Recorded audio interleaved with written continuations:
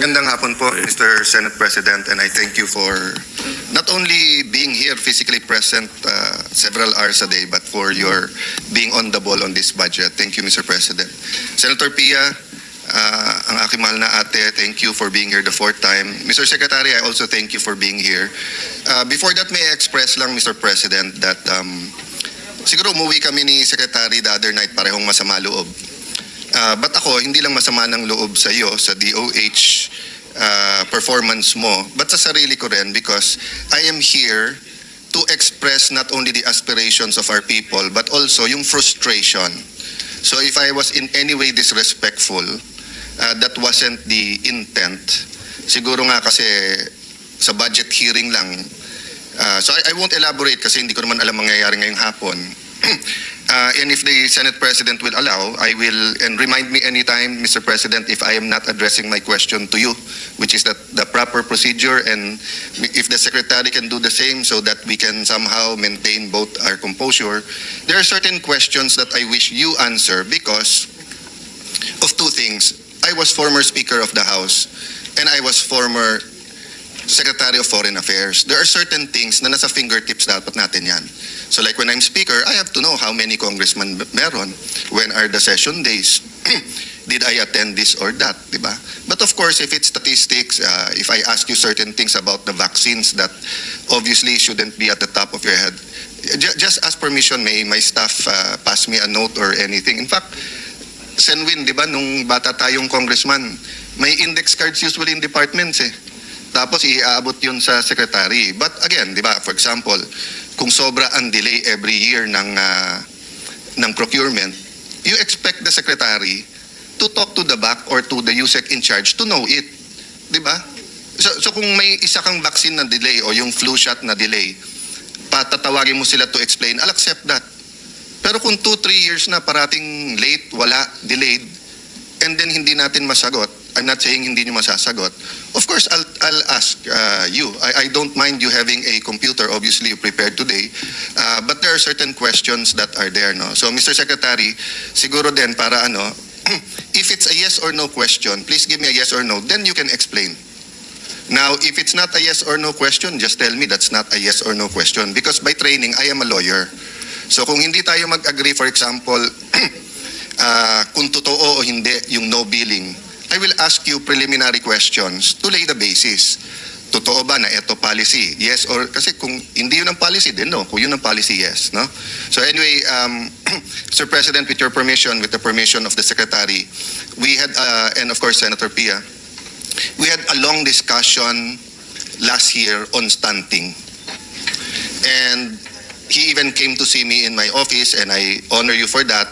At sinabi mo mga may bagong programa, we will have some progress next year, and paulit-ulit ko sinasabi yung sinabi ng isa sa pinakamatalino. Tingin ko hindi naman siya pinakamatalino dahil si Solomon ang on record na wisest, but isa sa pinakamatalino sa ating mundo ay si Einstein. At sabi ni Albert Einstein, kung paulit-ulit nating ginagawa and we expect a different result, that is insanity. Or some sa Facebook say that's stupidity. So I don't want people to call the Philippine government, the Senate, the DOH stupid if and in this case sa stunting hindi lang DOH to, this is a whole of government approach dapat. Pero kailangan may timon. So hindi pwedeng several years na almost 30% of our people, of our children are endangered of stunting. Tapos we just say nagdagdag pondo here o ganyan. So gusto ko lang sanang himayin yon. So I'll give you the first chance, Secretary, can you say what you want about stunting and how we're addressing it, please, sir? Thank you, Mr. President. For our stunting rates, when I came in, it was a very high 27%, and we're trying to lower it to at least 20%, 19%. The latest statistics show that we have some success. What we have done, what my predecessor has done, was actually to take on a World Bank loan called the Philippine Multisectoral Nutrition Project. It was a pilot project to use digitalization and to use different sectors, DSWD, DA, DOH, to actually address the problem of stunting in the Philippines. So that project is about to end. We are actually proposing a continuation of the multisectoral project. In fact, that project nanganak na po, meron na rin yung Zero Hunger Coalition, yung DSWD. Kapartner po namin ang DSWD, Mr. President, in trying to lower stunting rates. So, ang idea here is that the Department of Health is able to address the people that are the children that are from the time of the womb, the first 1,000 days all the way to 2 years old, magkaroon na sila ng proper feeding. So yung buntis pa lang, binibigyan na ng proper nutritions, micronutrients. Sa pag lumabas yung bata, mabigay lahat ng bakuna para hindi sila magkaroon ng sakit at lalong pumayat. And then dinagdag na rin namin yung programa on water, sanitation, and hygiene, because many kids, even if they're given proper nutrition, they end up with chronic diarrhea, which also leads again to stunting and weight loss. So yan po in a gist yung Mr. President, yung ating ginagawang programa for stunting in the Philippines. Yes, Mr. President, of course, I recognize yung any success, no? I mean, hindi to parang sports na parang dati talo kami ng 30 points, ngayon talo na lang kami ng 20 points. Talo ka pa rin. Dito, kahit hindi statistic, every single mother, every single child that is removed from the list na endangered, we appreciate that, no? Having said that, syempre titingnan natin kung may programa talaga that will get rid of or beat the stunting, no? Before that, Mr. President, I'd just like to acknowledge also Dr. Edwin Mercado and thank him for patiently going through with my staff certain things, making us understand better the process, and we'll go to that later, Mr. Secretary, yung PhilHealth, no? So, Mr. Secretary, linawin natin yung statistics sa stunting para klaro sa ating mga kababayan. So, yung endangered na stunting, ilan percent? Or what are the categories of the statistics? Meron yung tinatawag na prevalence po, di ba? Mr. President, we have the prevalence of stunting among children under 5, and this is a study all the way from from 1989, wherein we had figures as high as 44.5%. Today, it's now 17.9% stunting. So that's from what? My statistic I'm sorry, is 23%. 23.6. 23.6. So the projection is to 17.9 by 2028, by the time this administration ends. That will be great if that happens, no? But that's why we are asking questions now, so that pare-pareho tayong may confidence that yun yung trajectory, no?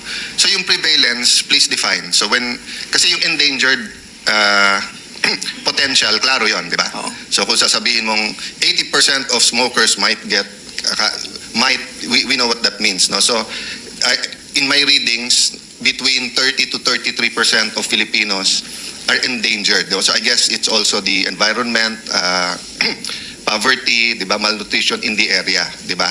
Pero malayo naman yung statistics ng prevalence dun sa potential na ma-stunt. But of course, we still have to look at yung potential kasi parang 4Ps lang yan eh. Correct. Naka-recover na pero nagkaroon ng baha, nagkaroon ng bagyo, nagkaroon ng sunog, balik to square one yon, di ba? So pag sinabing potential, let's say kung ang barn halimbawa maganda yung health, pero God forbid magkagulo, babalik na naman yung rate nung stunting, no? So pag sinabing prevalence, anong ibig sabihin? Yun na yung stunted at that time or what? Yes, Mr. President. Pag prevalence, it's the number of kids that are stunted. So pag sinabing 23.6%, so all under 5 kids, meron tayong 2 out of 10 kids na stunted. Since I'm not a doctor, but you and Dr. Mercado are doctors, respected doctors, tell us a little bit about stunting, no? What is it, and then at what age nagiging irreversible? And when you say irreversible, is it both the physical or pati sa mental? That's correct, no? So, inaral na rin to nung EDCOM, I think a committee that was created, a commission that was created by the Senate. So the problem of stunting is not only physical. So stunted, we have kids that don't grow very tall, no? So we have people in the remote provinces that are only up to 4'11" or even 5 feet, and they're adults already. But the real impact on stunting is really brain stunting. So the brain develops at a younger age. So it stops growing after 6, 5, at 7 years old. So if we're unable to grow the brain to the proper size, nagkakaroon ng learning difficulties in school. I think the EDCOM was trying to study the root cause of why we have learning difficulties, and that why we were lowest in Southeast Asia in the cognitive. So yung cognitive is the learning capability. So if the kid is stunted, the brain also doesn't develop, Mr. President, and then, of course, the brain becomes smaller. So it's not the physical height, it's like the outward appearance na yung bata stunted. Problem is, naayos ba yung brain development niya, so that even if we give them education, good public primary education, hindi natututo, they have difficulty in school. So yun yung bigger impact why we as a government needs to address stunting. So some call it linear growth failure, no? Or sa Pilipino, 'di ba, yung well, is there another word for bansot or pagbabansot sa in our Filipino language? Bansot is the term for Yes. stunting, yeah. Yeah. So And basically it's a linear growth failure. I prefer to call it impaired cognitive Impaired development. cognitive. So what we're scared of is the impaired cognitive So development. in other words, when the mother is healthy and the child is has the proper nutrition upbringing in the first 1,000 days, he's free from potential stunting, no? But number one cause ng stunting is nutrition.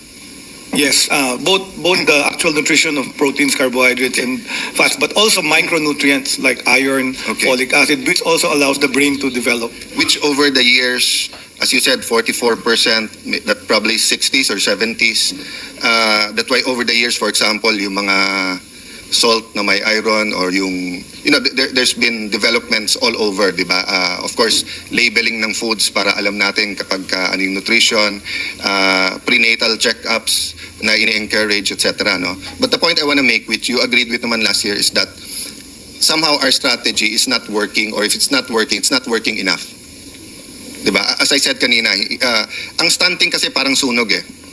Either napatay mo o hindi. Diba? Kasi yung sunog, pag sinabi ko sa'yo, 50% napatay na namin, that's good news. Pero pag hindi mo napatay yung other 50%, lalaki ulit yung sunog. So ang problema sa stunting, if it's that big, 30% ang endangered, 23% ang stunted, at what age pala, sir, does this become irreversible? About 6. So that's our problem, Mr. President. As you said correctly, medyo we've been doing the same thing over the years.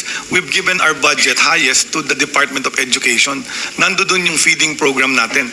But the people that go to DepEd on the public school is already above 6. So kung na-stunt na yung brain nila before the first 1,000 days, kahit i-feed natin sila, hindi na natin na-reverse. Yun yung sinasabi yung linear growth regression. So what happens is, we talked about this in the cabinet, nag-usap-usap kami to try to put this. So now nutrition is one of those included in convergence budgeting. Kasi nga, nung So nakita can you namin... explain that? So nung nag-usap nangyari, kayo, pumayag si Sec President. Sani and si Sec Yes. Rex. So nakita nila so what happens in feeding is the first 1,000 days is DOH talaga, yung buntis, yung antenatal checkup, yung bakuna sa bata, and the vitamins for the first up to 2 years old. Pagdating sa before school age, it's DSWD. So yung feeding program before school age, DSWD gumagawa nun. Tapos pagdating ng DepEd, pag nasa eskwelahan na sila, DepEd yung may So let me stop you there and acknowledge that, because our chairman, Senator Win, did explain that, or I mean, Sec Sani did explain that through Sen Win, and then same nung si Senator Pia ang sponsor kay Sec Rex. Pero both of them acknowledge walang point person pa sa stunting. So is DOH now the will spearhead, or kasi pati yung World Bank program, yes, multisectoral, all of government, pero may official or unofficial chairman ba yun, o timon or captain ball on it? Mr. President, we currently have 2 councils addressing nutrition. One is an old council called the National Nutrition Council. So ito yung nagagawa ng strategy together with DA, all the other government agencies, ito yung mga policies. And then yung bagong nagawa was the Zero Hunger Council, correct? It's an interagency task force for zero hunger. So that was created by... And Mr. Secretary, anong role mo dun sa dalawang council niya? Chair ako doon sa National Nutrition Council at co-chair po kami doon sa IATF for Zero Hunger. So can I ask you to be the stunting czar? at least while you're there, and if it's until 2028. Kasi if you're co-chair of that too, and multisectoral, kasi in the Philippines, pag walang na-hold accountable, it's a hard task. And but someone has to do it eh. So, dumaan ba sa'yo yung budget proposal ng National Nutrition Council muna? Yes po, attached yan sa ating NEP. It was Yes, attached. but I mean, the secretary submits it eh, di ba? Correct. So did you put any increase, did you propose any increase for them? Oh, yes, sir. We propose for an increase in the... No coaching muna ha, kasi napakalaking problema to, and I want to know. No, it's okay kasi nga that's your job to even si Yusek, he's welcome. Nasaan si Yusek last time? Napunta ko Mr. President sa papasukin mo. likod. I'm not mad at him, and he has many friends here who told me he's a good guy. ASEC. Hindi lang Mr. President, Mr. Secretary, ako napagalitan ako ng professor ko, Attorney Binluan, for coaching my classmate. Ang masama, yung classmate ko yung nag-drop out, kaya sayang yung coach ko sa kanya. Pero I learned my lesson na pag sinabi na nung teacher, no coaching, don't. So yun lang naman kinagalit ko kay ASEC na sinabi ko ng wag, siguro loyal sa'yo, I had that kind of ASECs. I hope my staff, but listen to each other tayo. So he's welcome and he can join you dyan sa harap. He is not banned from the Senate, and everyone is saying he knows his job. So going back, sa tier 1 nyo ba nilagay yung increase? Yes, Mr. President. And more or less lang, or sige, you can tell the secretary, magkanong hiningin yung increase for the Nutrition Council?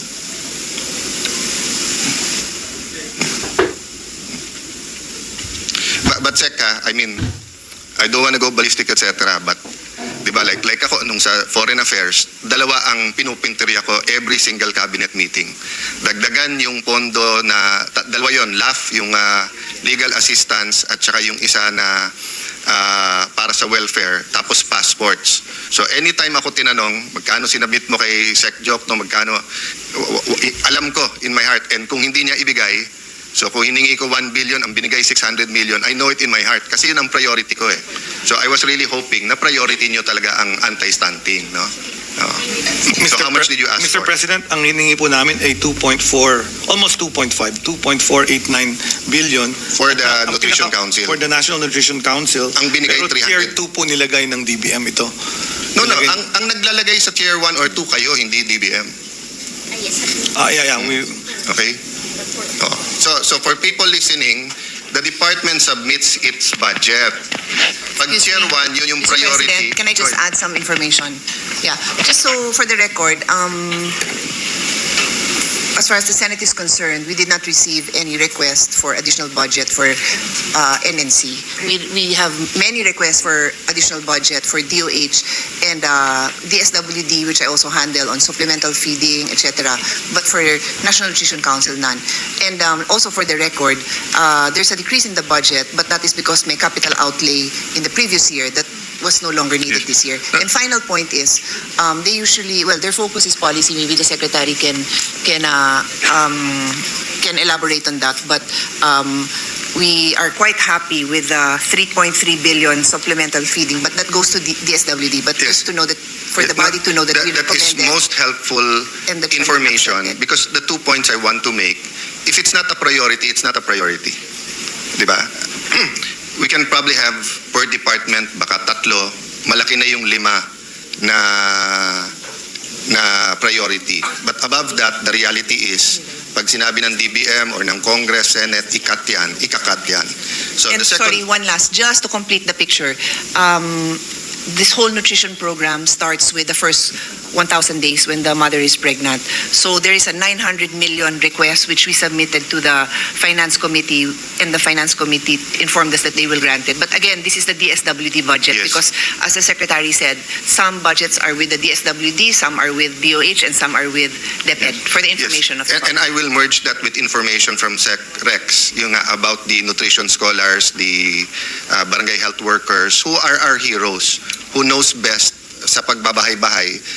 Most of our barangay health workers, and let me honor Senator J.V. Ercito, nandun ako sa LEDAC. You were on your Senate break kasi hindi kayo senador at the time, Mr. President. Kaya ako lang kayo hindi binabanggit. So, Senator JV is pushing na magkaroon ng sweldo ang ating mga barangay health workers. Fortunately, sa Taguig, I think contractual. So, they're making much more. There are certain cities that have done it. Nutrition scholars. Ang request nga nila, diba? Rubber shoes at saka anti-rabies kasi hinahabol sila ng mga aso sa pagkakatok nila araw-araw. But the point I wanted to make is whether it's symbolic that the council who is fighting for our health, our nutrition, anti-stunting, or whether it is may problema nga sa policy eh. Diba? So, ang survey na ginagawa dalawang survey ang nagaganap, Mr. Secretary, every year, diba? Ang National Nutrition Survey conducted by DOST Food and Nutrition every 5 years. Diba? And mukhang masyadong malayo ang 5 years. Kasi kung every 5 years, paano natin alam kung yung intervention natin last year or this year, diba? So, if you had it, even if it's not the whole of the Philippines, let's say, sa yung pagkaalam, Secretary, saan ang worst prevalence ng 2 or 3 provinces na worst ang prevalence ng stunting? So we have actually the remote areas in Mindanao, mataas ang stunting. We have the island provinces. Okay. Meron mga So I'll island. take that, but BARM is number 1. So I would suggest both to DST, to the National Nutrition, and to DOH, you use BARM as one of your pilot projects. Diba? Na whether 3-6 months, I don't know yung survey kung but masyadong matagal tong sa National Nutrition. Second, the National Demographic and Health Survey by the Philippine Statistics Authority. But obviously, if you remember yung Brexit and yung unang panalo ni President Trump, hindi nahuli ng survey yon. Sa survey, hindi mananalo ang Brexit eh. Sa survey, hindi rin mananalo yung si President Trump nung una. So obviously, garbage in is garbage out. So this is not garbage. But I'm saying, if this is gold, baka may mga diamond sa survey na hindi natatanong eh. So for example, yung isang diamond na si Sec Rex at saka si Sec Sani ang nagsabi, aside from the EDCOM, is that it's really 0 to 11 months and then 12 months to 2 years. But yung isa din nilang sinabi is that how do you get to the mothers? Diba? So sa policy ba, because you're chair, so how many meetings does the National Nutrition Council have in a year? We meet quarterly, Quarterly. Mr. President. Yes. And you attend all of them? Yes, I chair all of them. More or less, or? More or less. More or less. There are How many times. times have you traveled since you became secretary? Last year, 11. And the year before? The year before, 23, I think 6. And then this year? This year, ilan? I forget. And when you travel, how long are you out of the country usually? A few days, because I only attend the But meetings. itong last budget hearing, sabi ng staff mo, 2 weeks? Or 2 weeks yung conference? No, I went 2 weeks to, yung conference. I went to a pero 2 weeks. WHO regional meeting. Which was It was 5 days 5 only. days, okay. So the travel time was And 1 that day each. travel usually doesn't interrupt your chairing PhilHealth or National Nutrition Council. We schedule the council meetings when I'm available. How about PhilHealth? Have you attended? Yes, I always attend the PhilHealth. Okay.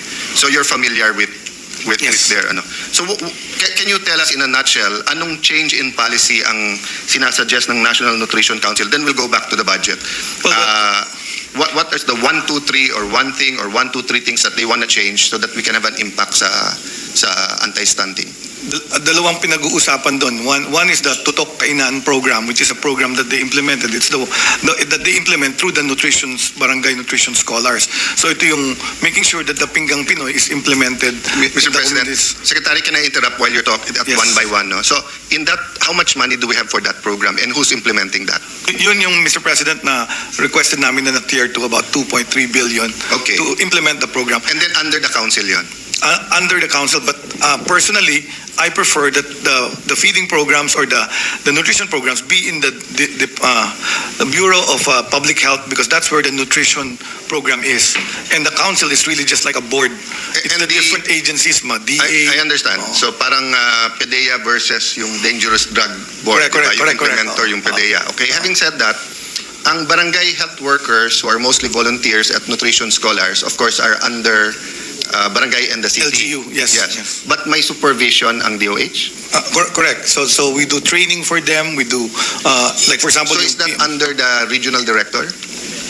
yes. Well, they're under the LGU, but Yes. we coordinate through regional. We also have regional council, regional nutrition areas that actually support them. Okay. But our RDs actually do. The reason I implement ask the you, I'm program. trying to figure out what to recommend to Senator Pia and Senator Win, because if you have the money sa DepEd, you have the money sa DSWD, you have the money from World Bank here, pero yung accountability magulo, baka Senator Win, we can propose, let's say, the top 3 or top 5 na most stunted, ilagay natin lahat sa ilalim ng public health just for 1 year to see nga if it makes an impact and a change. I think the highest is BARM, 34.3%.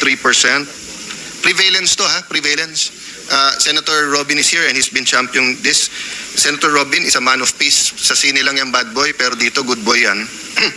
But you know, I was telling him kanina, can you imagine, Mr. Secretary, if you're 5-6 years old now at stunted ka, then at the time you're 20 years old, you're functional except stunted. Nabasa mo to, tapos lumaki ka, you were 3 years old, 2 years old nung Marawi siege, tapos ganyan nangyari sa'yo, baka magrebelde ka. Diba? So, if we do not address the so many injustices in Barn, and then 1 out of 3 are stunted, then makikita nila ang, halimbawa, ang Central Luzon, nasa below 20, below 20%, di ba? Parang, bakit kayo pinapaboran doon? Which is not the case. But then, if we don't do an intervention now, ganun mangyayari. Soc-Sargen, 33%. Zamboanga Peninsula, 31%. Ang layo, Ilocos Region, 16%. Central Luzon, 16.1%. Cagayan Valley, 16.6%. So kung Metro Manila ang 16 mo, the money is all here, the hospitals are here, the head offices, it's understandable eh. But if we can do this in Ilocos, Central Luzon, and Cagayan Valley, I think we can lower the prevalence rates in BARM, Soc-Sargen, and Peninsula if we really put our acts together. So my question nga, Mr. Secretary, if pinag-uusapan nyo yung cabinet, etc., bakit hindi namin nararamdaman yung sense of urgency? Is it just because maraming ibang urgent or nasa news lang kasi parati yung corruption or flooding? Di ba? Kasi ang in-expect ko, ang chairman namin, through you or kayo, or you present to us, it's just like vaccines eh. Pag kami nagsita sa inyo, it doesn't mean na lahat ng kasalanan sa inyo, pero naghihintay kami.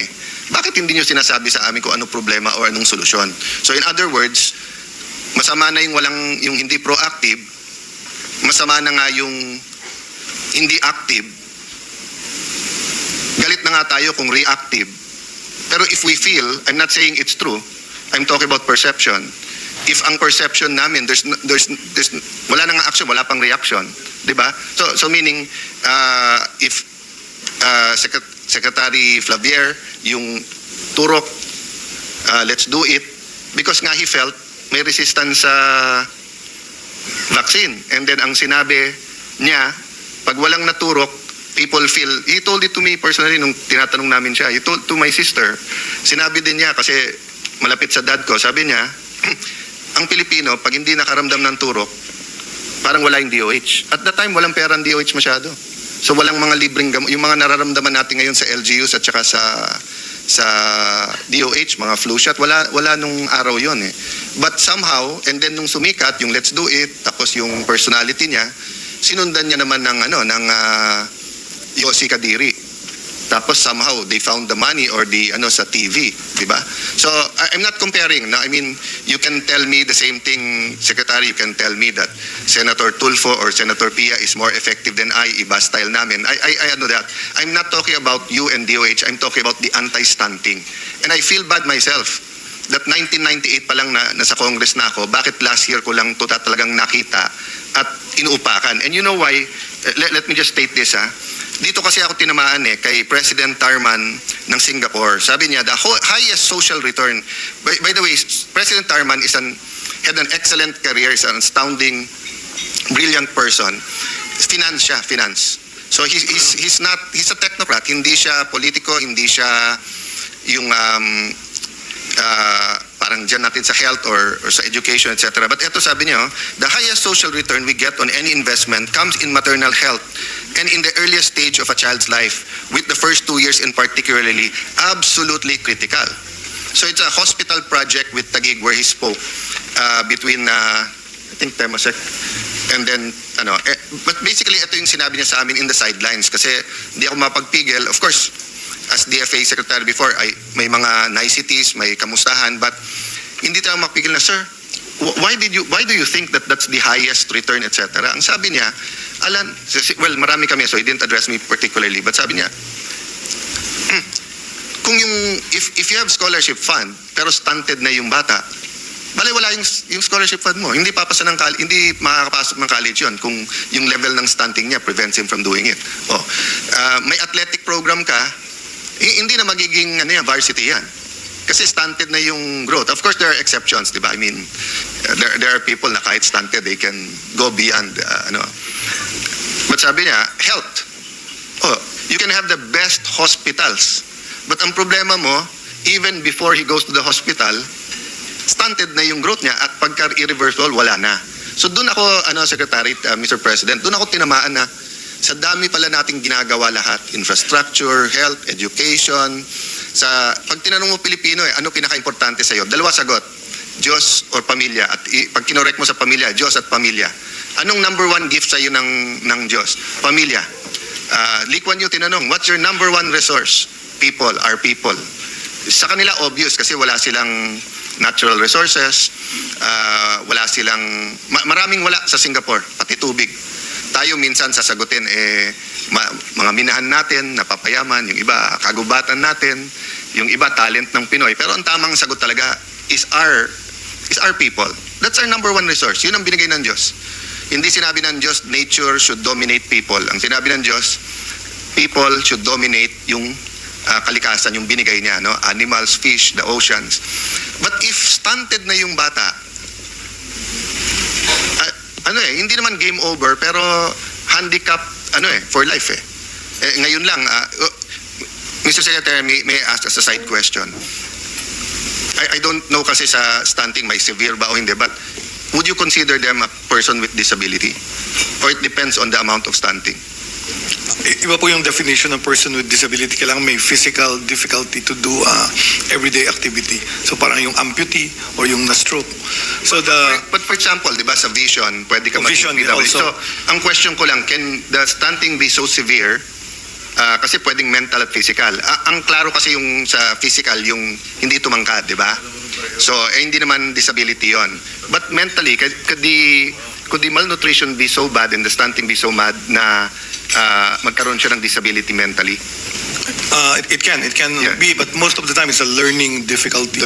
So But I can argue that yung sa cure at saka yung pang PWD, yung pang ibang medicines later on in life, mas makakatipid tayo kung walang stunting. Do you agree with that? I agree with that. In fact, that's those statements by President Thurman. He's an economist, but he understands the biggest return in health is really nutrition. This is proven. Yung movie na Blue Zones. I agree with you, but ang sinabi niya hindi lang in health. Ang sinabi niya sa lahat. Yeah. Sa lahat. Sa lahat ng factor, niya na sa lahat, ito pinakamalaki return. And ito rin yung findings nung if you've seen the Blue Zones on Netflix, the low-income countries like Costa Rica. Hindi ko kino-quote yun kasi merong din study na sinasabing medyo cinematic yun. But hindi tayo mag-aaway about the Blue Zone. Yeah, but Secretary. the health minister of Costa Rica was asked, ang anong focus niya? Nutrition. Immunization. Dalawa lang for the children. And to be fair to all of our health workers, to all the mothers out there, to all the NGOs, they've always said naman nutrition, di ba? And even nung may rice shortage tayo, even ngayon na noodles,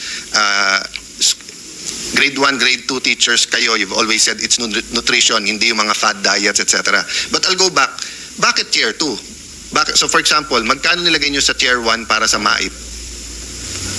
You can ask that. I don't expect MAIP you to is around memorize that. 14 yata yung tier 1 namin. 14 or 20, something like that. 14 billion. If I was DBM now, Secretary, and nag-one-on-one tayo, and I ask you, Secretary, between 14 billion sa MAIP and your 2.2 billion sa second tier, ano mas importante sa'yo? Nutrition. I agree. I agree, di ba? President, Problema, nilagay nyo sa tier 2, hindi sa tier 1. Sa National Nutrition Council, but you see, we also have a foreign assisted program. Yun yung malaki. Something like about 20 200 million. Yun yung PMNP. Yeah, how much of that will go to pregnant mothers pa lang? pregnant pa lang. That's all. That program includes the first 1,000 days. Yes, but sa Correct. so the reason I'm going to that, can you put up the chart about if you look kasi, there's a jump from 6 to 11 months to 1 to 2 years old. So, 0 to 5, 23%. So, tama po kayo, kailangan nakafocus tayo sa pregnant. Diba? Okay, sa magiging mothers kung first time nila maging nanay. Pero bumababa sa 0 to 5, nagiging 15%, then 6 to 11, nagiging 12%. Pero biglang tatalon sa 1 to 2 years old. Dito nga sinabi ni Sexani through Chairman Win and also Chairman Win na bakit na yung feeding sa elementary school, sinasalo nila, mataas na yung prevalence. So dapat ang i-address talaga yung 0 to 5 at saka yung 1 to 2. You have the slide for this? Yeah, okay. Prepare nyo lang, mamaya pakita. We'll go back to that. You have another one?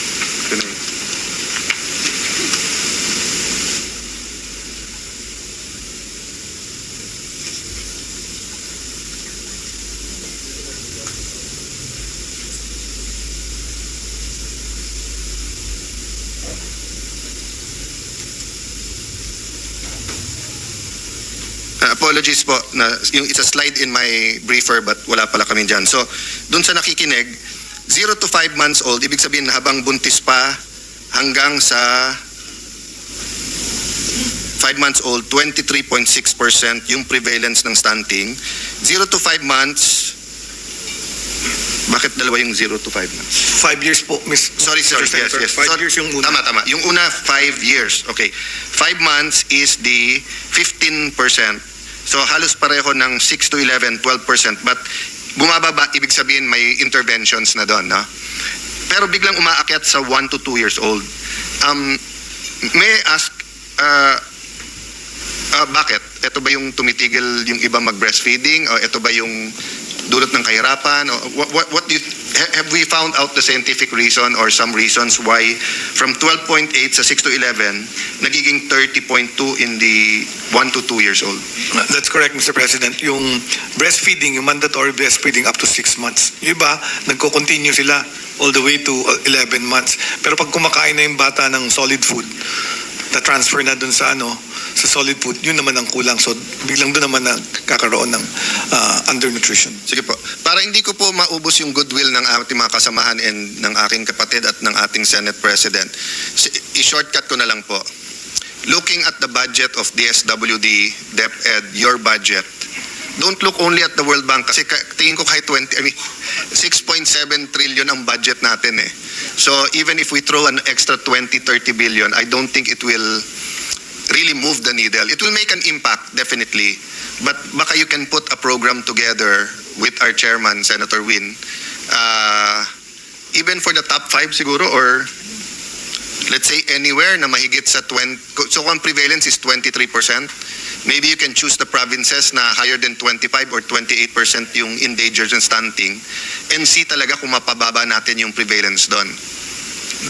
So, last 3 questions on stunting, no? So, how do you propose to address yung from 6 to 11 or 11 months to 1 to 2 years old? Kasi nga, ito sabi ni Senator Secretary Angara, wala pa sa school yan. No? And si Sec Rex naman, they're willing to do anything, but ang feeding nila, although may community-based, hindi siya, how do I put it? Hindi siya national, and then Senator Pierre, you told me it's from 120 days, naging ano na ngayon? 180, di ba? But as the doctor, should the feeding be 180 or should it be 300? Or I mean, when do you get malnourished? Actually, so just to show the changes we did, no? So we said we would do convergence budgeting.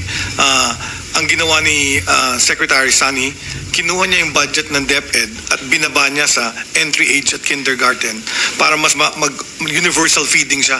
So ang ginawa niya, instead of identifying the malnourished or undernourished, and then we're feeding them at different grades, grade 5, grade 4, binaba lahat doon with universal feeding. No, I agree, but what DepEd, ang ginawa naman namin sa PMNP, nag-digital kami. So we have now an iPad with a format. Kasi ang nutrition has to be developmental. Kagaya nitong chart, Mr. President, we have to track track the kid. Yeah, I So, agree, ginawa namin dun sa digitalization, pag napasok siya sa program ng PMNP, mafa-follow namin siya kung Yes, talagang Mr. President, unlike yung dito. I appreciate that. I accept that we are doing something about it. But si Sec Sani mismo nga nagsabi, ang problema ang kindergarten is around 4 or 5 years old.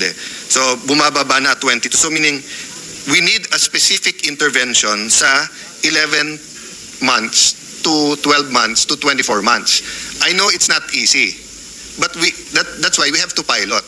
So gagamitin ba natin ang barangay health workers or barangay captain, or do we do NGOs? Kasi I'm sure katulad ng barn, no?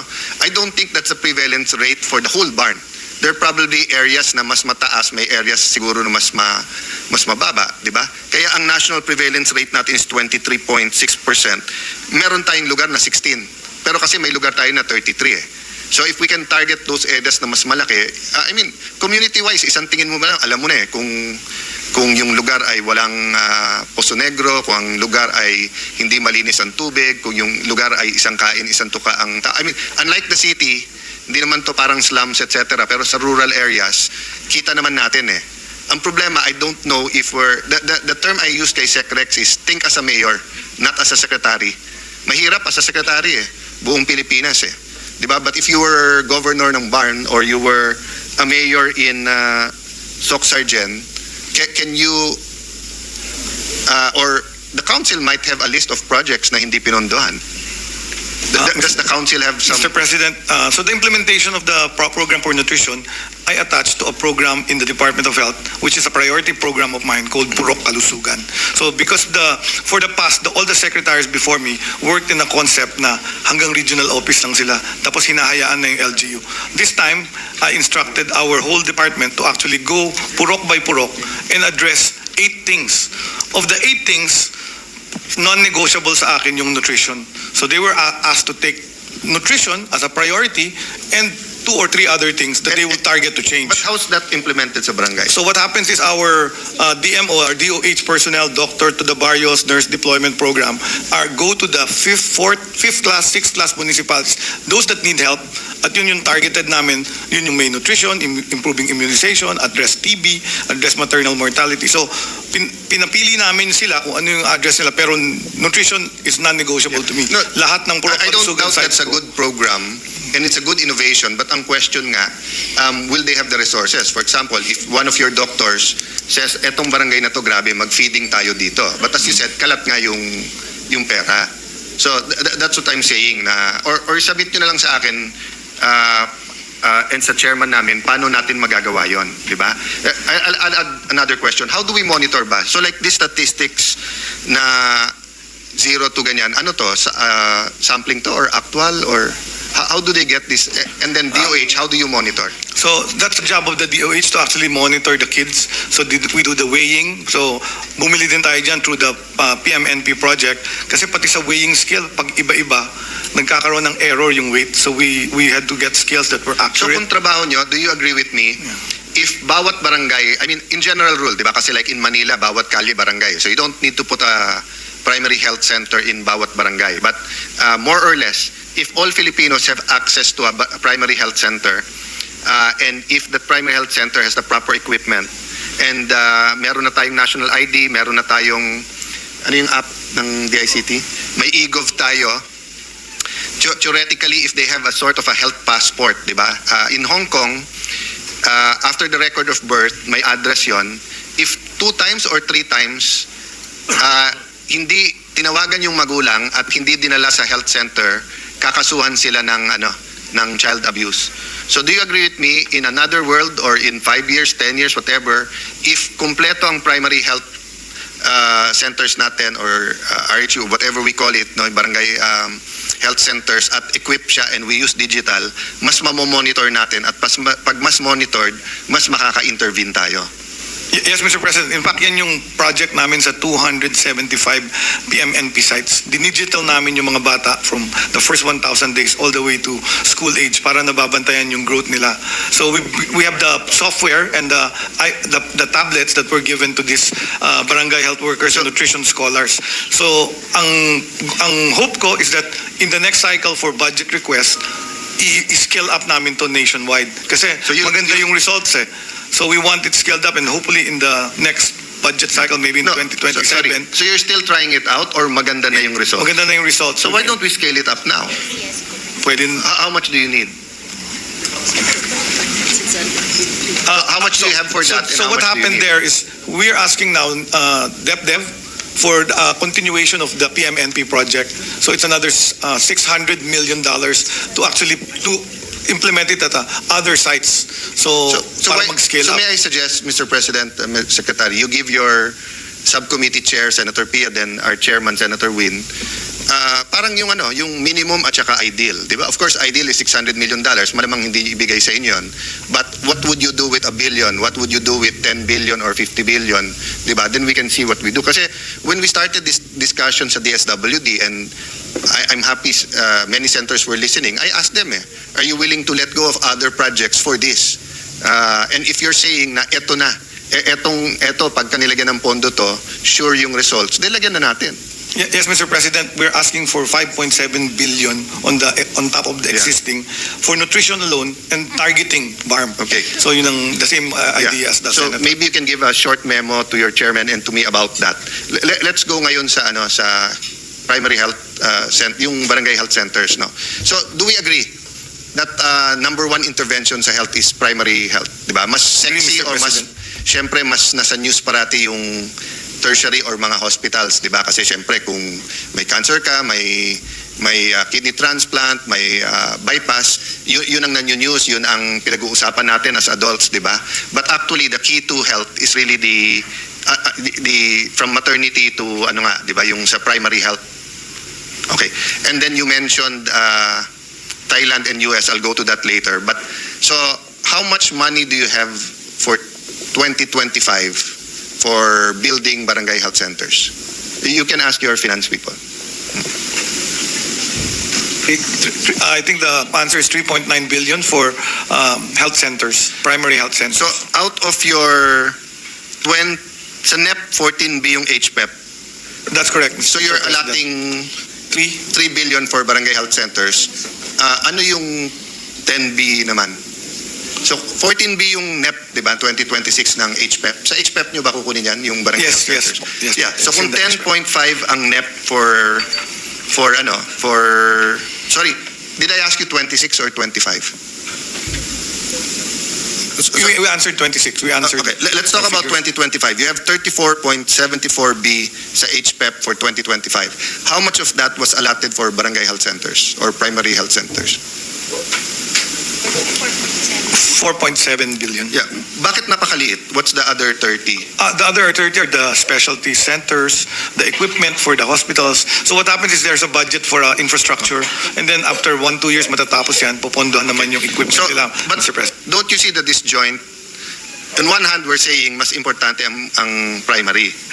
On the other hand, pag tinignan mo yung budget, 30 for others and but sa barangay health center, 4B lang. Does that, yung 4B ba na yun, kasama equipment or kasama, or ano lang? I mean, Yes, kasama equipment, Mr. President. but outside the 4B, may equipment pa, or outside the 4B is all tertiary na? Outside is mostly secondary, tertiary. So, totoo yun, it is cheaper to spend for primary healthcare. That's why it's a logical approach. So it's cheaper and it's cost effective. So, see- rather than build the big hospitals with Yeah, so expensive point equipment, mas fingers. mahal. Sino nag-iba niyan? DOH, DBM, Congress, Senate. We really have requirements for hospitals. In fact, we're also in a Yes, deficit but you yourself, mode for hospitals. Sorry to interrupt. Continue po. Continue. I'm sorry to interrupt. Thank you. Thank you, Mr. President. So we have, it's a health systems approach. Yung primary care kailangan i-improve kasi ang daming areas walang barangay health stations, super health centers. And then yung program natin sa Universal Health Care, the Universal Healthcare Act really focuses on improving primary care. So yun yung pinafocus natin ngayon, that all Filipinos will have access at least to a primary care facility. So yan, tupundahan yan.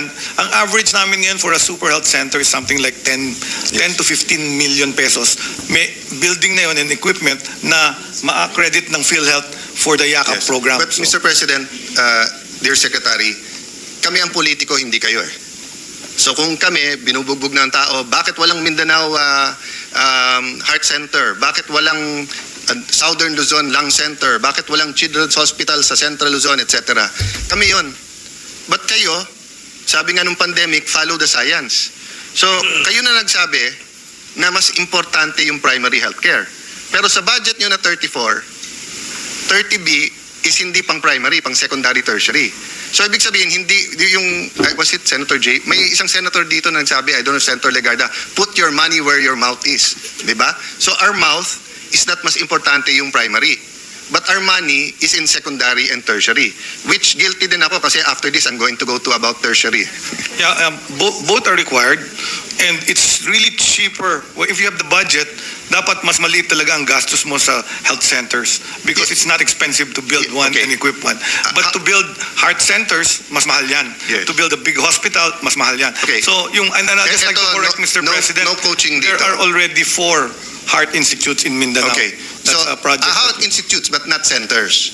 May Yeah, issue ako doon eh. okay. So, ang ginawa, yung mga magagandang ospital, dinagdagan ng wing. Pero iba pa rin yun sa, di ba? Kasi nasa Metro Manila lahat. But I'll go to that later kasi meron akong diagram doon. So, more or less, how many designs do you have for a primary health center? Isa lang ba or? Tatlo po, meron kaming small, medium, and large. Okay, and anong difference ng small, medium, large? It's just the size and the services available. Okay. So yung iba, yung bigger, meron ng birthing And rule of, center. more or less lang, how much is the small, medium, large? Parang 10, 15, 20, parang Okay. ganun. And then, how much is a specialized hospital? Hindi institute? Billion, 500 to 1 billion. Okay, no, it's The hospital. actually 5 billion. Yeah. Okay? It's 2.5 billion for the building, it's For the 2.5 equipment. billion for the equipment, then you can add on, di ba? Yeah. You're actually building one in Clark, di ba? Yes, Oh. 5 centers in Clark. We're Five. replicating the Yes. North Triangle Okay. Heart Center. In your Center. budget, is there any, aside from Clark, meron ba? Is there any same as Clark? So what happened is we're implementing the Regional Specialty Centers Act. It's a law passed by the legislature. So we're building, the target was to build about 300 plus of these different health centers so that hindi na pupunta ng Metro Manila yung mga Yes, taga-probinsya. and that's good kasi nandun na. And we built about 160. Pero it's better to build katulad nung heart center, lung center, Fabella, etc. Di ba? Doon pupunta yon, Mr. President. Eventually, you start with the institute as the But capability improves. Any you will hospital improve it. administrator or architect will tell you, mas magandang mag-build ng buo kaso to keep converting yung nandyan na.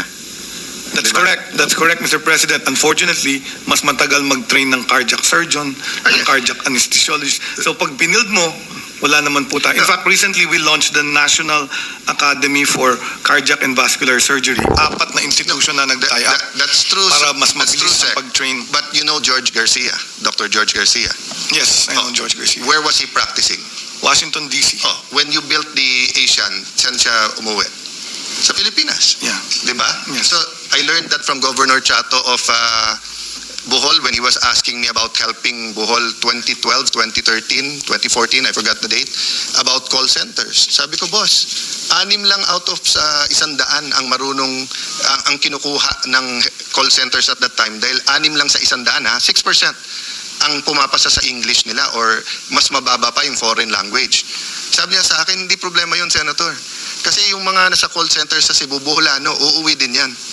So the reality is, we're not talking about building 100 heart centers, etc. So just like in Clark, yung mga taga Pampanga, taga Tarlac, na doctors, etc. And then yung iba.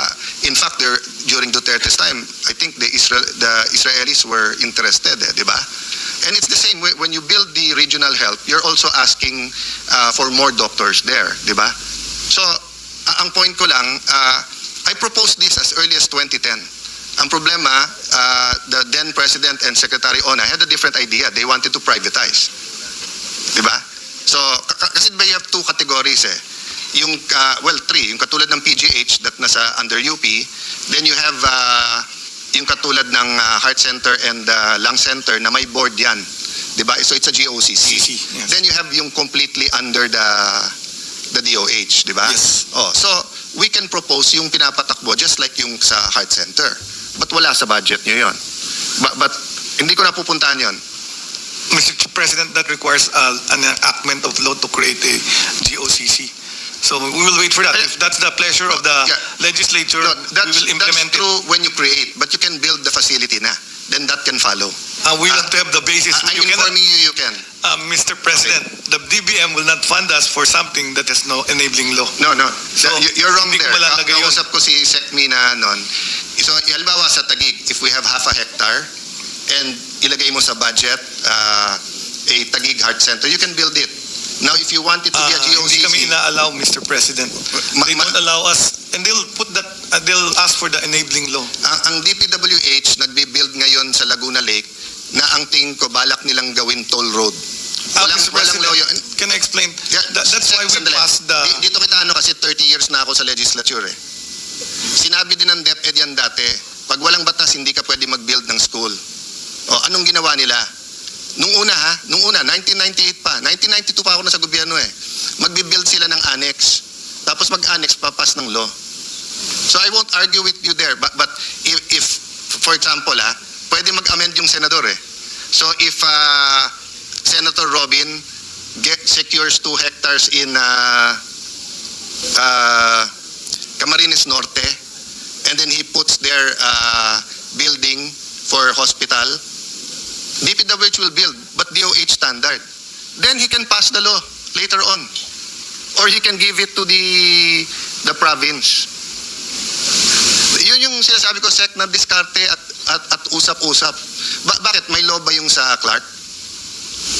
Yes, Ano yung law doon? Regional Specialty Centers Act. Oh, So we used when the Regional Specialty Centers Act was... yeah, so you answered my question. Correct. So if you build someone under this act, then later on we separate it, hindi pwede yun? The question was a GOCC hospital. Yes, heart sir. center. So I said, Mr. President, Mr. I need President. an enabling law to create a GOCC. Mr. President, listen to me. I'm talking about the building. The GOCC is how to run it. So when you build it as a regional hospital, we cannot pass a law within the 2 years bago matapos to make it run like lung center.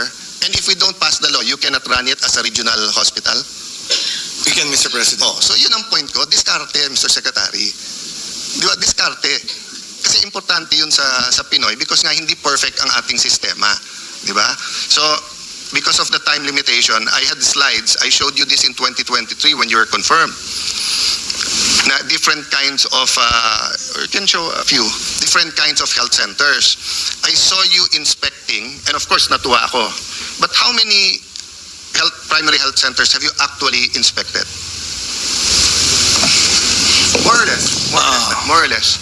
Well, if you're asking in my lifetime, when I was undersecretary, I was tasked to follow up all the health center projects in the area. No, that's as connected to- secretary, di ba before you went As abroad secretary, a few months ago?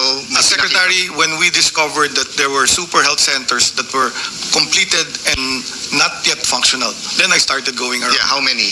Siguro mga naka-apat na yata. kami Apat. nabisi. Out of ilan na binibuild during your term? The building started in 2021. They started Ano? building super health centers in 2021. The highest numbers were built and budgeted for like about 4 billion was in 2022 and 2023. Yeah. So, Mr. President, what I'm saying They is have that completed about, Mr. President, about 500. And only 200 super health centers are functional. There are 312 that are completed but still not functional. And then there are 300 more that are still in the process of so construction. of the 4 billion ngayon for primary health centers, how many of them have you personally inspected? None. Yung mga nakita kong No, tapos, I asked, no, sir. I personally visit the ones that were completed sir. because my targeted approach was to make the facilities that were completed functional, Mr. Okay, President. let me put context, pretext ha. Nagkagulo doon sa Ghost Project sa Bulacan, nagkagulo, nag-media kayo, pinakita nyo na tinutubuan na, eto meron pa pala sa health, etc. You have 4 billion this year for primary health centers. How much did you have last year? 3 billion, 4 billion? About the same. About the same. So of that 8 billion primary health centers na ginagawa, how many of them have you inspected personally? I don't inspect health centers because I have a unit. I have an undersecretary that's supposed Okay. to do the inspections, So, Mr. President. I'll say muna, dapat ini-inspect mo yan. Okay, bakit dapat? You have a unit na nag-i-inspect. If you have a unit na nag-i-inspect, bakit ka gulat na gulat dun sa sinabi mong tapos na pero hindi nag-ooperate? I saw your interviews eh. Nagwawala, well, in a good sense, you were outraged na yung isa, was it in Marikina, na tinutubuan na ng halaman, etc. Dapat binabantayan nyo yun eh. Di ba? Kasi ang kaibahan sa, let me finish lang, Secretary, ha? So far, maganda pa ang ayos natin. Yung DPWH, flood control, walang ibang naglagay yon kung hindi sila. USEC, ASEC, Regional Director, District Engineer. Pero ang classrooms, nasa DepEd ang project niyan, tapos nag-momowa yan. So dapat ang DepEd, binabantayan nila. Same sa DOH, ang pondo niyan wala sa DPWH, MOA yan. At meron kang regional director sa bawat lugar. At sabi mo nga, may USEC ka. So dapat hindi ka gulat na maraming hindi ginagamit. Kasi dapat consistent yung reporting. Unless media stunt lang yung pagpunta doon to show people na umiikot kayo doon. Di ba? So bakit kayo gulat doon?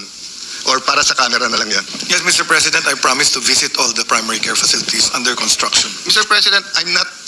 You can do random.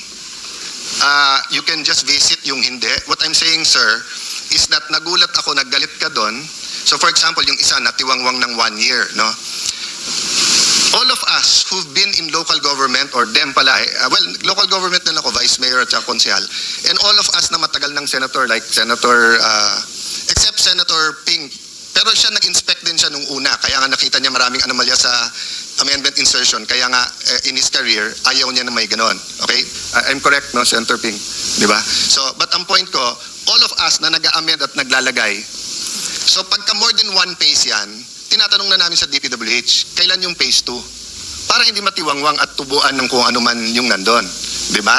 So, if sabihin nilang, sir, mahirap makakuha ng multi-year sa DBM at saka DPWH. So, ang ginagawa dyan, so if it's a 200 million building at sabihin na, sir, kahit lagyan mo ng 200 million this year, hindi matatapos, lagyan mo 100 million. Pero next year, lagyan mo ulit ng 100 million. So, kung on the third year kong ilalagay, hindi ako magugulat na tinubuan ng mga halaman or whatever doon. Kasi ako ang hindi naglagay nung second year Diba? So yes, DPWH should have the diligence. But whoever you put in charge, the USEC, until the grassroots nyo, dapat nire-report sa inyo. Sir, patapos na to. Diba? If we're clear there and we're okay there, I'll go to another issue. Yeah, Mr. President, I'm clear with that, and we will monitor closely as you suggest. But the reason of that media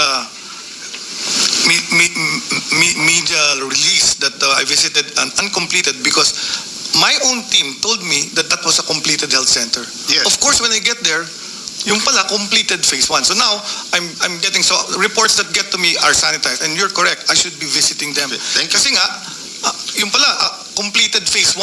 Hindi pala teka muna. Yes, I appreciate the humility, sir. But yun nga, sasabi, kung kulang team mo, bahala ka na. Appropriate naman. Hindi naman pang fire yun kung miscommunication. But what I'm saying is that, hindi dapat sila nagulat na completed first 1 kasi ang budget natin is yearly. So kung alam mo naman matatapos, let's say, ng August 2026, nasa budget mo na for 2027 yung completed, di ba? So, but we're clear there, so let's not, I won't quibble with you there, I won't, ang intention natin dito, mapabuti yung health, hindi yung tayong dalawa mag-argue. Next question about that, bakit nagugulat din po na yung ibang natapos, hindi nagpro-provide yung mayor or governor ng health worker? So, I'll just show this to you, no? Can you go to the next slide? So I had this done by a friend who does our urban planning. And the price, actually, sa ganda nito, the price is similar to what you said, no? So he made tatlong klase. Isang 280 square, next. Isang 462 square, isang next. Okay. And then, nasa taas kung ano yung basic. Tapos ito yung add-ons, no? Okay, ito yung add-ons yung sa ilalim. Nilagay niya yan kasi sabi niya sa akin, Senator, pag may humingi sa'yo na mayor or governor, barangay captain, whoever, ibigay mo to. Kasi wag kang magsisimulang gumawa nang hindi sila nangako ng personnel na ilalagay nila. Kasi madali yung structure at equipment, pero mahirap yung tao. And dalawa yung issue sa tao. One, may pera ba yung LGU for that? And yan, makikita mo na sa budget nila. Kasi if it takes 1 to 2 years to ipapakita nila budget, sir, naglagay kami for specialist, for doctor, whatever. The second one is yung ibang LGUs, you know better than me dito kasi kayo nga nag-handle ng doctor sa barangay. May iba, may plantilla, pero wala talagang pupunta sa lugar na yon, di ba? Walang available. So next slide. So what happens, meron ng space requirements na standard, galing pa to, yung ito galing din sa inyo, galing din sa DOH yung standards na yan. And then may space requirements kasi ang let's say pag super health center, sa Taguig po nag-umpisa yan kung hindi ako nagkakamali. We have 4. We called it super health center for 3 reasons. One, first reason, it's open 24/7. So our ordinary health centers are open the usual hours, but our super health centers are open 24/7. Okay. 2, just like before, may lying in. Pero we didn't separate it na. 3, sa buong 24 hours, may doctors kami. At we have 1 or 2 now, may DOC, doctors on call. 6 p.m. to 6 a.m., the doctors will go to the house pag may tumawag para hindi na sila doon. Of course, we're privileged to not only have the finances but to have the professionals available. So that's why sa mga luma naming ginawa, yung sinasabi ko with the hospitals, no? We have a new hospital, Taguig General Hospital. We have an old hospital, the Taguig Pateros Hospital. Mahirap talaga mag-renovate. I understand you, pag regional, you're talking about building an extra building, but even when it's integrated, no? Same thing sa barangay health centers, yung gagawa, yung DPWH na walang standards. Ang dami naming health centers, nung tinurn over ng DPWH, hindi sinunod ang standard ng DOH, so we had to redo it, So, next slide. I just want to show, sige, go, bilisan nyo na lang. Ayan, this is an example of the basic outpatient diagnosis primary care unit, di ba? Next slide. Yan. So halimbawa, ito yung checklist. So may checklist para sure, pag you said small, medium, large. Huwag kang hihingi ng large na wala kang ganito. So yun ang question ko po. What happened? Bakit may nagagawa ang DOH tapos hindi pinapatauhan? Ang analysis namin dyan, maraming factors. No? Number 1, before the request, before it's even built and budgeted, we sign a memorandum of agreement that they will hire. Pero pag natapos, kung minsan iba na yung mayor, ayaw mag-hire, or kung minsan sasabihin ng local chief executive, hindi ko naman hiningi yan binigay na lang sa amin yan. So they don't have the money to fund the health workers. So nagkaroon kami ng bagong proposal. Sabi namin, sige, yung tao nyo na lang dun sa lumang health center, ilipat natin dun sa bago kasi sayang And then we'll repurpose the old one. I appreciate, sir, that nire-remedyohan nyo yung present. But in all future na gagawin nyo, di ba? Can we have a commitment na one, yung ratio nyo between primary and tertiary, pag-aralan nyo, kasi nga, priority ang primary, pero nasa secondary, tertiary. Secondly, pag gumawa nga ng primary, may tatao. Whether it's from DOH, if it's a third class, or it's from them, no? Of course, it's legitimate kung sasabihin nyo, sir, gusto namin lagyan primary, pero walang tatao. So, gagastusin namin secondary, tertiary, di ba? But I don't think that's the case. Di ba? Kasi, so far, wala nung nakikita, mayor, na wala talagang malasakit sa lugar nila But, yun nga, it's either miscommunication or akala nila, pag ginawan mo ng health center, tayo din ang magtatao sa kanila, which is not true kasi devolved nga yung services, di ba? Oh. So, can I just ask you for a commitment that, for a system for the new health centers na ganon? So, you're gonna submit an annex, no, for 2026 ng mga gagawin? Yes, kailangan So, submit yun, sa Mr. lahat ng President. gagawin nyo for 2026, vetted na yon na tatauhan talaga nila. Yes, Mr. President. So I commit Okay. So, just one, umahaba, so tapusin natin PhilHealth, but one issue lang sa vaccines, no? So, where is the problem sa bidding? I think we've accepted in our 3 or 4 hearings na procurement. Anong problema sa procurement?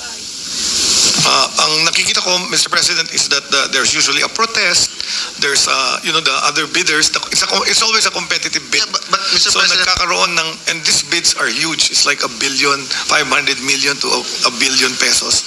And the competition is really, talagang laging nag-uuwi sa protest, sa complaint, and then that drags on kasi either ika-cancel, i-rebid. Mr. President, So that's the delay. Mr. Secretary, I understand that. I've talked to mayors, to secretaries, etc. Okay. But eto, kung hindi problema ang procurement sa DOH, I don't expect you to know procurement systems because that's why you have people for that. Kaya ka nga may back-end, etc. Pero kung during your whole term, and let me emphasize, nabanggit ko UNICEF, and they're wonderful, and all around the world, they're being used to, may fee lang, but they're being used, di ba, to not only purchase but deliver the vaccine. So, don't get the wrong impression nung binanggit ko yung UNICEF. But since may problema nga kayo, shouldn't you know and study and find a solution sa procurement? For example, Sec, do you know how long it is to procure? So from the time you have the specs until the time of bid, more or less gaano katagal yun? It's okay if you don't know, but I just wanted to make a point. Right now, ang umaabot is 3 to 6 months. Okay, it only takes 35 days. Dapat by law. From the day that you, chinart namin yan, kasi nga nagkakaproblema din kung saan saan, okay? Okay, yung mga protest, etc., sorry ha, but to hell with them kung mali sila. Kung tama sila, may problema ka sa back, papalitan mo sila. Kasi hindi mawawala, negosyo yun eh. And may pera yung mga yan eh. Di ba? And there are good pharmas, but there are pharmas, we know that. Doctors know that na grabe ang pera, di ba? But that's where kailangan ng konting, kung paano mo ako inaangasan last time at paano kita inaangasan last time, na may tama at may mali tayong dalawa, dapat ganun yung angas nyo sa mga nang loloko sa bidding sa inyo. Di ba, mag-bid kayo fair and square. Pag nanalo, nanalo. Di ba, Mr. Kasi, For the record, Mr. President, I wasn't galit last time. I was just tired. Okay. So hindi ako nagagalit. Talagang pagod na ako noon. ako nagalit sa ano. So, but anyway, So hindi ako nagagalit. it's better for our health to talk this way than that way. So I thank you for that, Secretary. Oo. So na-discover ko tong delay in procurement of the vaccines last June. And since that time, nagpatulong ako sa World Health Organization.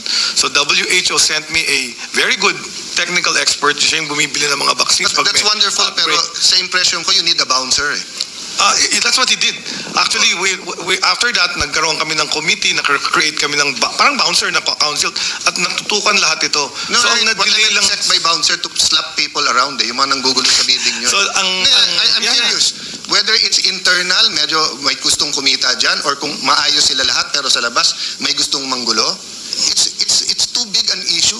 Ako na po yung nag-bouncer. Oh. Pinalitan ko No. lahat yung, as you suggested, Yes, ginawa ko po but yun. Sec, katulad sa HPV, di ba? pinalitan Sa ko yung HPV, di ba? procurement School-based service. na yung pagbigay nung ano, di ba? Oh, binigay yung first vaccine. Eh, meron, nung umpisa, meron pa rin vaccine resistance eh. Kinausap magulang, etc. Oh, hindi dadating on time yung second dose. Tapos pagdating, near expiry, ayaw na nung parents. So, and then eto ang problema, Joel said that yung lady behind mo is really good in communications and she used to be a courtside reporter, etc. So, sabi ni Joel, but eto point ko, Sec, ang sabi sa akin ng mga mayors na tinawagan ng team namin at sarili namin health, kulang kayo sa communication. And I'm not blaming your regional directors kasi they also don't know what to say. Sabi, wala pa, zero stock, etc. Hindi nila alam sasabihin eh. So, di ba, so kung nagka-problema, bite the bullet, i-announce na lang. Hindi dadating, I'm not talking about a diaryo announcement. I'm talking, di ba, kasi kung kayang bumili ng, as you said, yung iba pwedeng bilhin ng local government. Ang problema, hindi to emergency purchase. So they need to fix the papers which might take 1 day to 30 days and then 35 days yung bidding, then may delivery time pa. But if you tell them ahead of time, may problema sa ganito, and then prioritize muna namin third-class municipalities, pero kayo first-class or cities kayo, bayaran nyo, it's not the best solution, but it's better than yung sitwasyon ngayon na marami tayong zero stock na bakuna. Yes, Mr. President, and we have no zero stock na now. No, the only zero stock is pneumococcal and influenza, but they will deliver in January.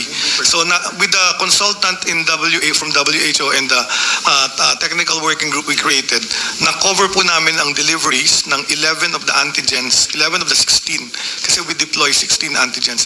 So meron na tayong stocks ngayon. So the next step is distributing them to the different regions and the health center. So I think I'll announce it here na dadating na yung mga bakuna na binili namin, pentavalent, MMR. Itong OPV vaccine, Hepa B vaccine, flu vaccine, Yan, yung yung mga- local PPV 23, HPV, MCV, BGC, meron ng stock ha, kasi as of the time I made this brief 2 days ago, nung chinecheck namin sa ibang regional directors, no stock daw.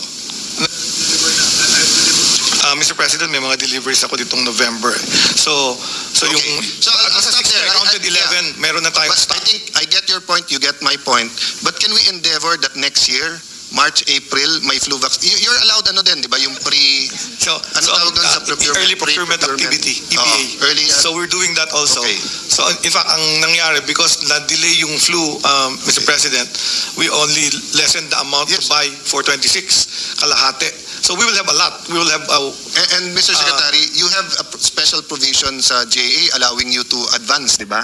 Payment sa vaccines, unlike other Correct. procurement, wala. So correct. may advantage kayo. Baka yun ang isang reason na maraming nagbibid kasi nga may bayad kagad and everything. But that's supposed to be an advantage to you din. Hindi. Kasi nga nakita natin, pag may shortage in the world, kung sino munang magbabayad. And for example, yung mga bansa na mga sultan at hari, they can pay right away. Iba proseso nila sa mga may kongreso, di ba? That's why we put the special provision.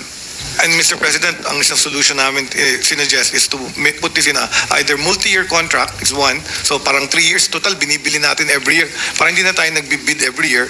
Ibibid mo yung 3-year supply tapos isusupply na lang nung mananalo yearly. So walang delay. Pangalawa is also what's called a framework agreement.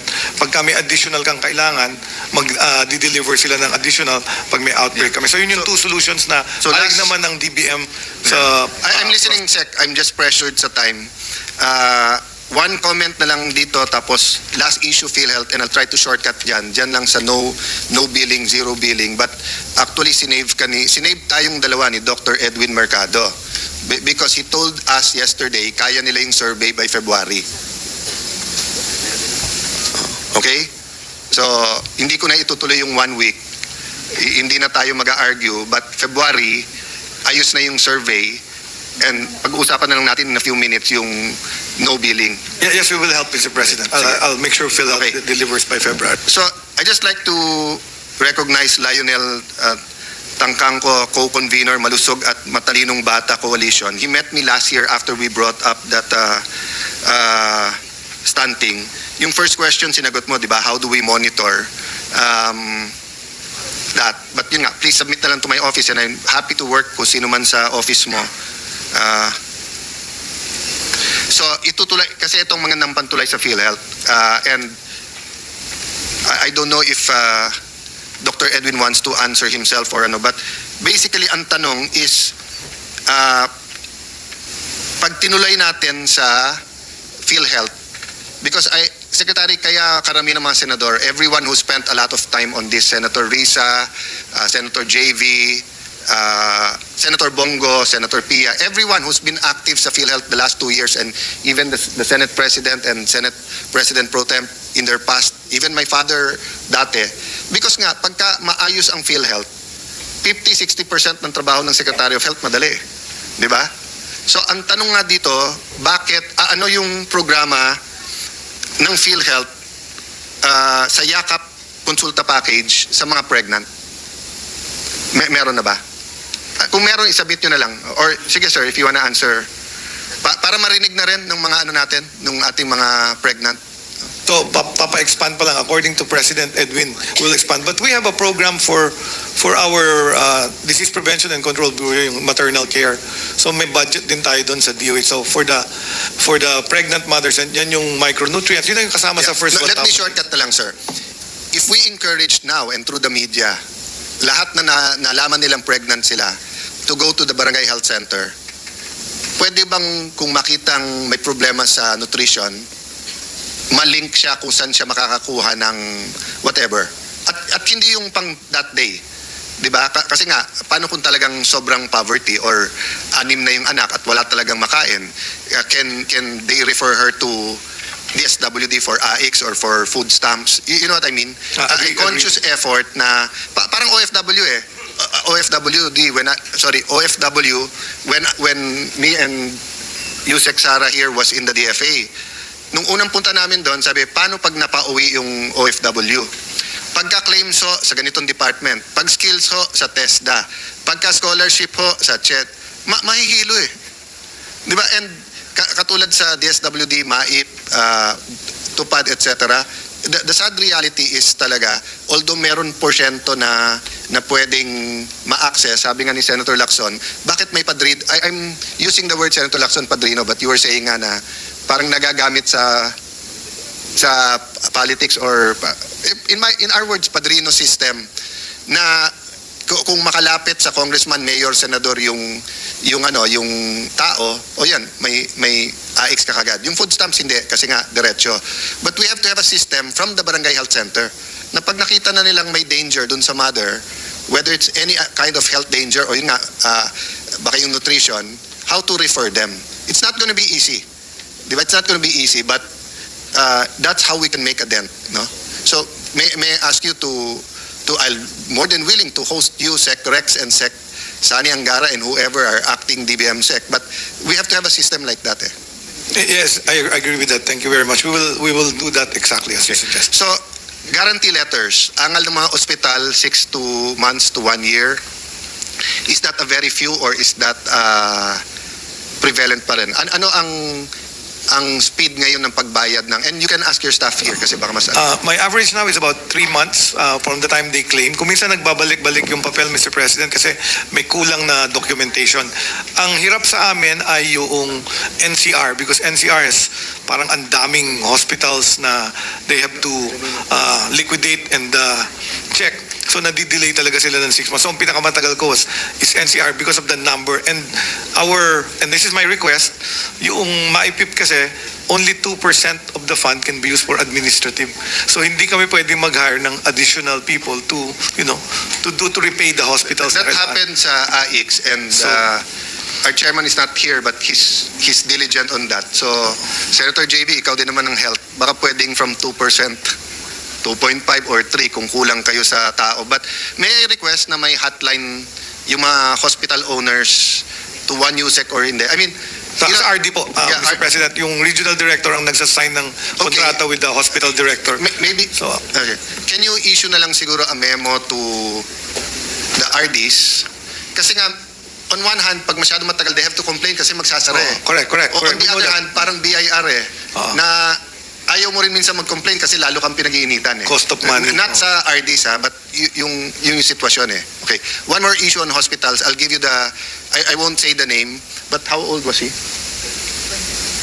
21-year-old national athlete na nakakalungkot talaga. Pero medyo humble ang socio-economic niya, humble. Tinakbo sa ospital, hiningan ng deposit. So pagdating niya dun sa ospital na walang deposit, patay. So it still happens. So we'll give you the name of the hospital and everything, but it's Yes, we have our licensing bureau and if Yeah. there are complaints like this, because we have a no deposit law. Yeah. So, So if it's an emergency, dapat Agree. walang deposit. dun ko nga ililink yung isang tanong ko na sa PhilHealth hindi covered ang outpatient na MRI at saka CT scan. Covered na? Sabi dun sa outpatient emergency benefit package. So dinagdag na nila yun. So meron na? Oo, meron na, meron sir. na. Okay. But can the DOH buy more MRIs and CT scan? Kasi kahit na meron, the reality is puno parati sa lahat ng government hospital and then mas mahal talaga sa public. And then does our public hospitals have yung CT scan na pwedeng may ink, yung para sa heart? With contrast, yes, they do. Most meron of the na rin. CT scans meron. Oh. But kulang, no? Kulang. Kulang, madami talagang pasyente, but most of all our DOH. And I understand it's not like bilhin lang yung machine kasi yung room and everything. But ang point ko lang, in the same manner that the DOH in the last 10 years tumulong sa mga dialysis center, whether private or public, so ngayon medyo mas komportable na yung sa dialysis. Sa MRI at saka sa CT scan malayo pa. But eto nga tanong ko, actual experience ko to pero matagal na, 10-15 years ago, tumawag sa akin middle of the night, pare, samahan mo ako dito. I won't name the hospital na, very good hospital. Kasi nakasagasa ako, samahan mo lang ako. Pinuntahan ko, tapos nag-argue siya with the hospital administrator dahil ayaw i-CT scan. So tinanong ko lang, ma'am, hindi ba pagka life or death, hindi pwedeng humingi ng deposit? Sabi niya, yes. Tapos sabi ko, so ba't ayaw niyo CT scan? Sir, diagnostic yan eh. Sabi ko, ma'am, nasagasaan eh. So paano mo alam kung life or death kung hindi mo, and I'm not a doctor. And that was 10-15 years ago where PhilHealth was less, etc. But what's the rule there? Para lang alam ng mga tao, no? So pag may nirush sa hospital, let's say they whether they think it's a heart attack or whether nasagasaan and yun, meron silang yung CT scan with contrast. Can the family say na i-test yung ganon or So that's my line. I'm an emergency doctor. So what happens there is we the doctors are trained to decide whether a test is needed or not. So for example, nag-crash, motor, nasagasaan. Kung walang loss of consciousness, hindi CT scan yun. Pero kung may loss of consciousness, whether may pambayad siya or wala, no, isi-CT but scan like in namin. the case na sinabi ko, and this long ago. So yung, Mr. President, yung nag-request yung relatives or yung No, patient, ito, pag sinabi sila ng doctor, nag-request, yeah. babayaran yun. In this case, yung nakabangga ang magbabayad Yeah, nun. no. Kasi request yun yung nabundol. Yes, in that case, ang doktor nagsabi, dapat i-CT scan siya. Then dapat Hindi, CT sinabi scan. ng hospital administrator Ha? Hindi siya life-threatened. Hindi, Uy. ang diagnostic. No, this was long ago. I don't So- think that's so- right. so- Because if I'm the ER doctor, Yeah. makikipag-away ako sa Okay, administrator. so, no, para lang, kasi nakikinig yung publiko no? So if anyone is rushed to the hospital and the attending doctor says it's life-threatening, anything diagnostic, hindi pwedeng humingi ng deposit. Kailangan gawin ng hospital. Yes, Yes, di ba? dapat. No, I'll clarify kasi di ba, pagka ordinaryong sakit, mamimili ka ng ospital. Di ba? Kung gusto mo sa private, napakamahal, gusto mo sa public. Pero pag life-threatening, yung pinakamalapit can save your life. That's correct. So, in the years of change and development sa DOH, may policy na kayo na pag life-threatening, unahin mo yung buhay. Kasi, Correct. kwentuhan namin ng ibang senador yesterday, yung life-threatening sa US, nasa kwarto na, bago sabihin, may insurance ka ba, may pambayad ka eh. Sa atin, minsan, pagpasok pa lang, tinatanong na, may pambayad ka ba or may ano ka. So, pag life-threatening, sir, I agree, Mr. President. so, the only point I want to focus on dun sa tell me if you agree or disagree. The reason why pinupukpok namin yung survey is because whether you use, so now you're using the case, but before that you were using the Service, Mr. President. fee for, Fee for service. yes, and bringing up ni Senator Legarda yan when they passed the amendment yung universal health nung law nung 2019, no? So whether you're using that or you're going to use the new one is the group DRG.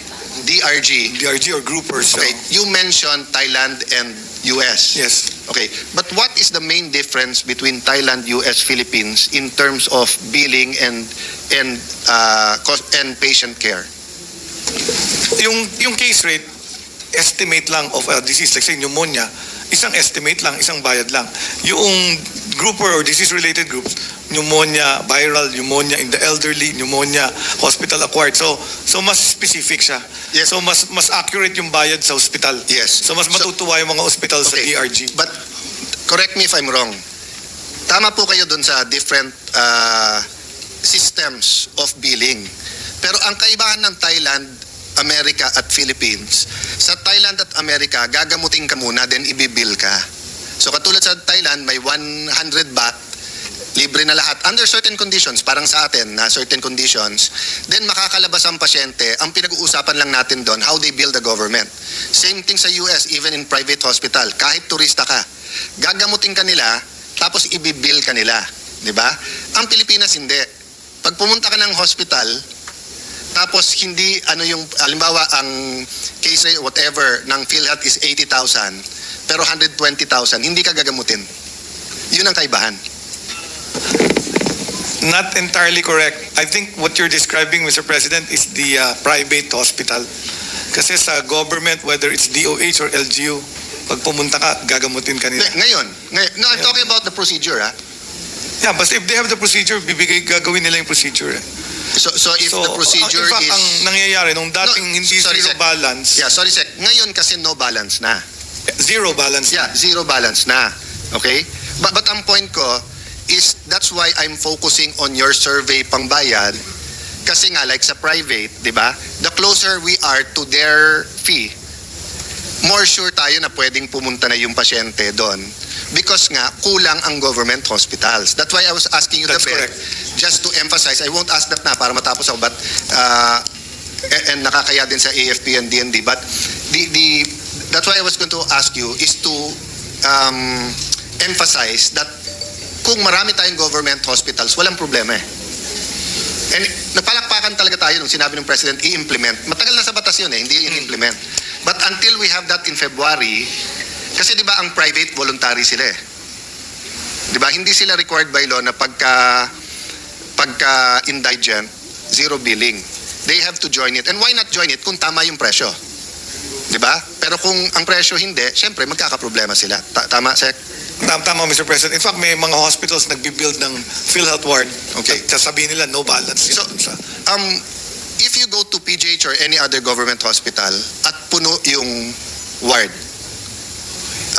anong remedy nung pasyente? So I've asked my hospital directors to have a tie-up with 2 or 3 private hospitals, and then gagamitin namin yung charity beds, and then we'll just pay the hospital. Sige, last from two the questions. From the MAIB. So, if puno, pero may bakante na one level up, hindi ba pwedeng gamitin yon? Pwede. We can actually allocate the pay ward, but still get a patient there. Look, alam na kung bakante siya. Yes. If there is no patient there, and then nasa emergency Are siya. they doing that now? Nasaan yun? Yung ibang hospitals ginagawa, and that's a hospital by hospital policy. But this is a good suggestion, Mr. President. Pwede kong i-circularize para lahat ng Actually, it's not DOH my hospitals. idea.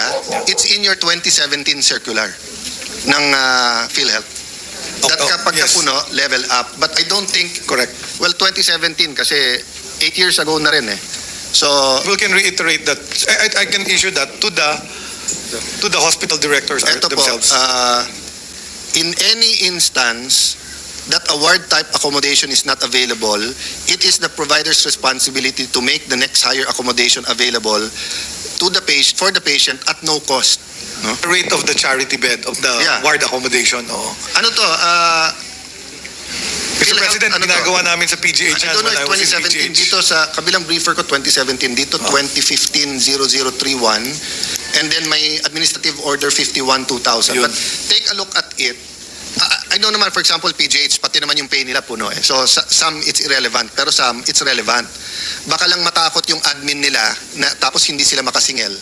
'Di ba? So maybe an reiteration of that rule. Okay. Good suggestion, Mr. President. We'll do that.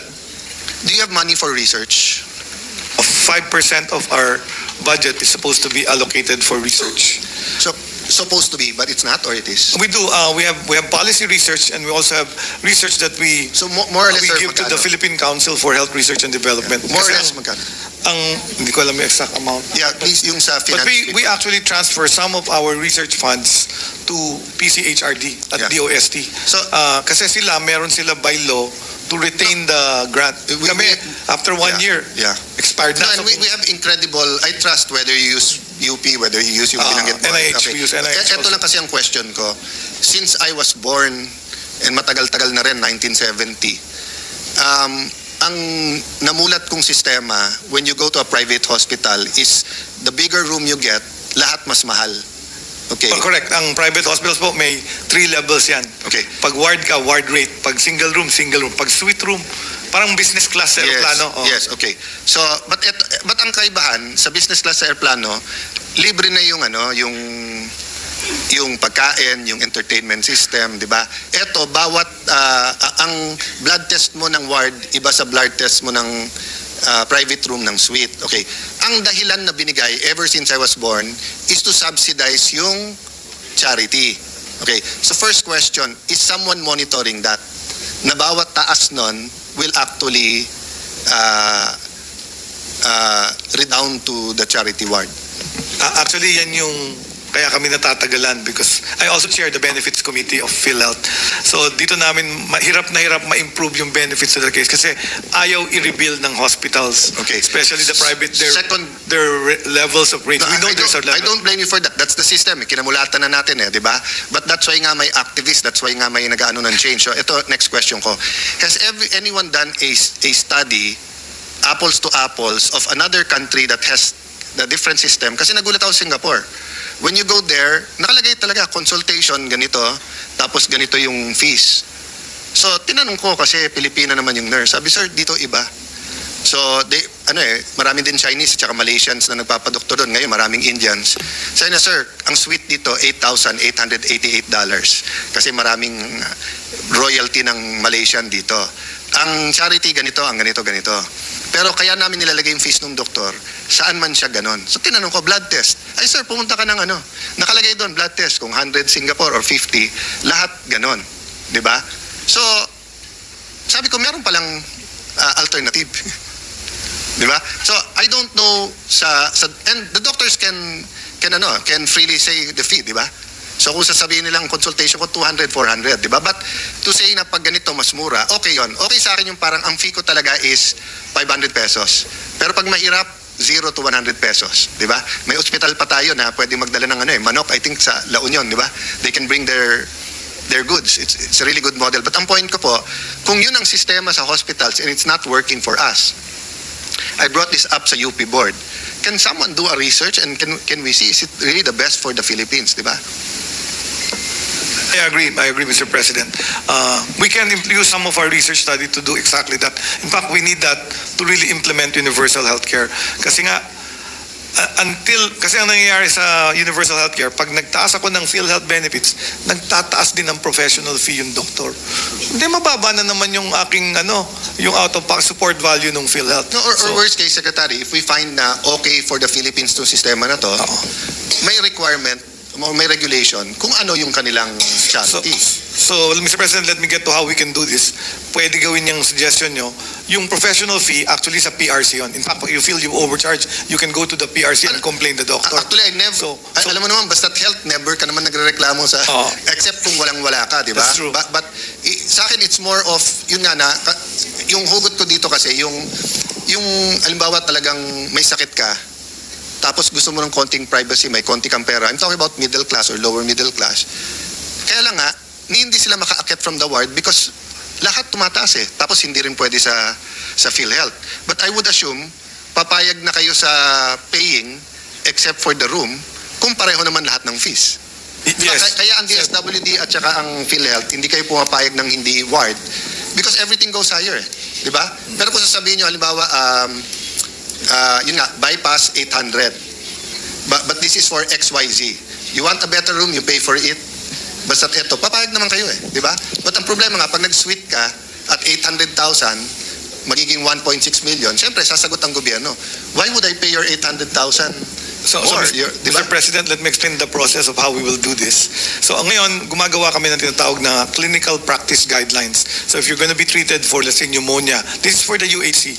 Gagawa niya nung society ng clinical practice guidelines. I-adapt ng Department of Health yan, accepted, meron na kami mga 30 yata na accepted clinical practice guidelines.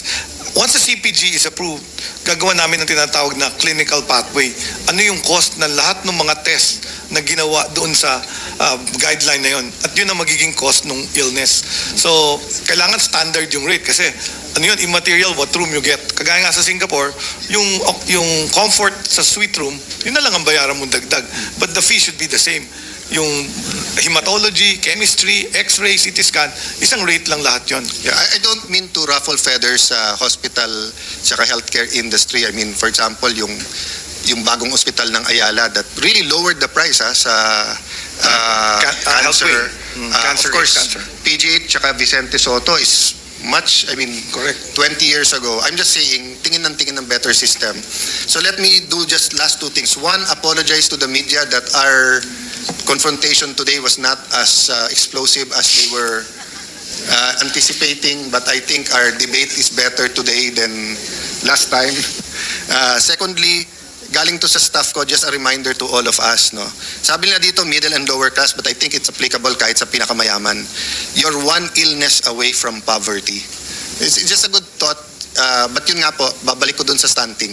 Pag may stunting ka, may illness ka na eh, or not scientifically, but you know what I mean. So, dear colleagues, Mr. President, thank you for this opportunity, and I hope lesson sa atin dalawa that we can do much more together, Secretary. Thank you po. Thank you, Mr. President.